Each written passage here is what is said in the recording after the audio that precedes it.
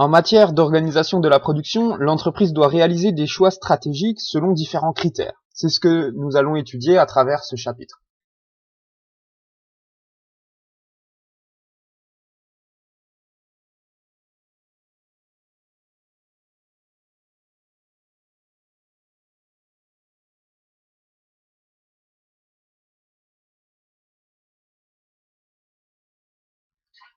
La production recouvre l'ensemble des opérations qui permettent la fabrication de biens ou de services grâce à la combinaison des facteurs de production, travail, capital, autrement dit hommes et machines.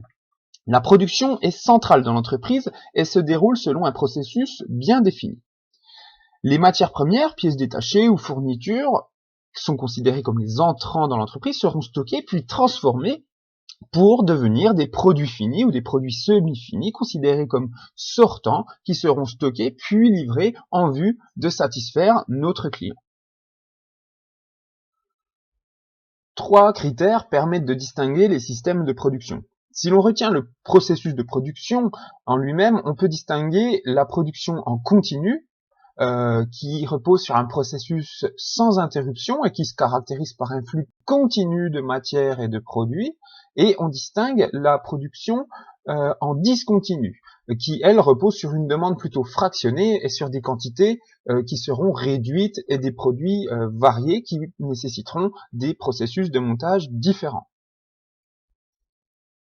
Si l'on retient les quantités produites, on peut distinguer la production en série, qui va permettre la fabrication de produits en plusieurs exemplaires, petite série, moyenne série, production de masse, ou encore une production par projet, qui va permettre la fabrication d'un produit unique, et le processus de fabrication sera d'ailleurs lui aussi unique.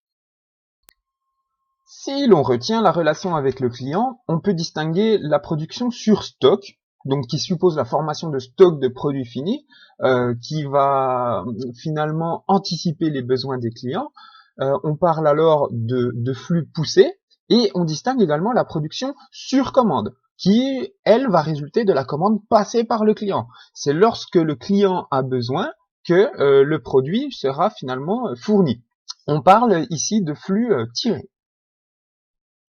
Le lean management est une technique de gestion qui vise à augmenter la qualité des produits, qui vise à réduire la durée du cycle de production, donc augmenter la rapidité, et ainsi rendre l'organisation plus efficace et plus efficiente, puisque une diminution des coûts est visée également.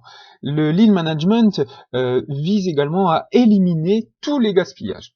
Pour cela, plusieurs méthodes sont utilisées, comme le Kanban, la méthode juste à temps, qui s'appuie sur un principe de production uniquement à la demande. Donc ici, on parle de flux tendu ou flux tiré. La méthode Kanban permet de limiter le volume des stocks, mais va par contre nécessiter une réactivité parfaite, au risque d'ailleurs de générer des retards d'approvisionnement, de production ou de livraison.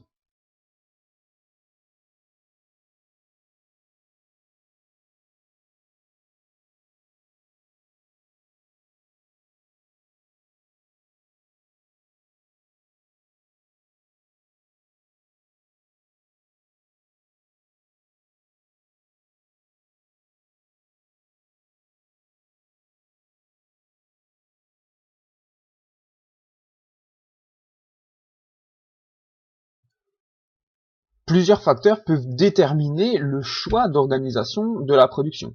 Au niveau interne, par exemple, le profil du dirigeant peut influencer ce choix de mode de production.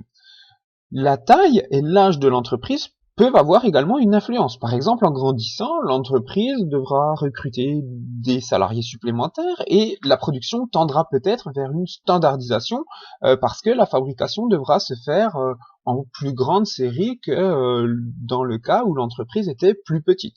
La stratégie est également un facteur de contingence des modes de production. Nous le verrons par la suite. Et enfin, les ressources propres à l'entreprise vont largement contribuer au choix du mode de production.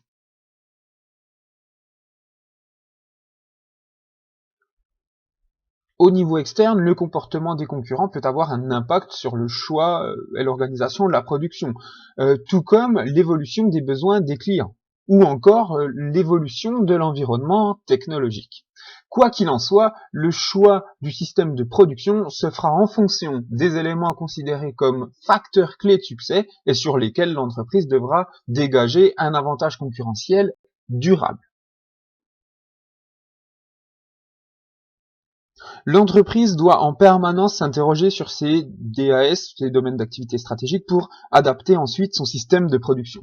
Si par exemple l'entreprise opte pour une stratégie d'intégration, eh bien elle privilégiera plutôt le faire tout elle-même, c'est-à-dire intégrer toutes les activités en interne, de l'approvisionnement en matières premières jusqu'à la sortie du produit fini. Si l'entreprise opte pour une stratégie d'externalisation, elle fera plutôt faire, elle délèguera, elle sous-traitera, elle externalisera une partie de sa production et conservera eh bien celles qui sont les plus rémunératrices. Si une entreprise opte pour une stratégie de domination par les coûts, par exemple, eh bien, elle optera plutôt pour une production en série, voire une production de masse, pour réduire au maximum les coûts, et ainsi réaliser des économies d'échelle. En revanche, si l'entreprise fait le choix d'une stratégie de différenciation, qui pousse à justement modifier régulièrement les produits, pour s'adapter aux besoins des clients, eh bien, on privilégiera plutôt des petites séries et des usines plutôt de taille moyenne pour avoir une plus grande flexibilité en termes de fabrication et d'adaptation également aux besoins des clients.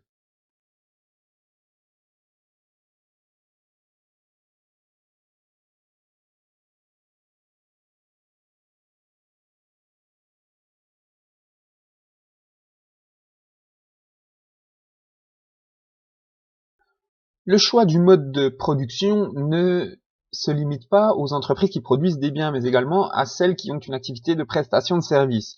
Une entreprise de service a besoin d'avoir recours à un ensemble de fonctions classiques, finance, marketing, personnel, gestion des ressources humaines, et des fonctions spécifiques, approvisionnement, entretien, achat, manutention, etc.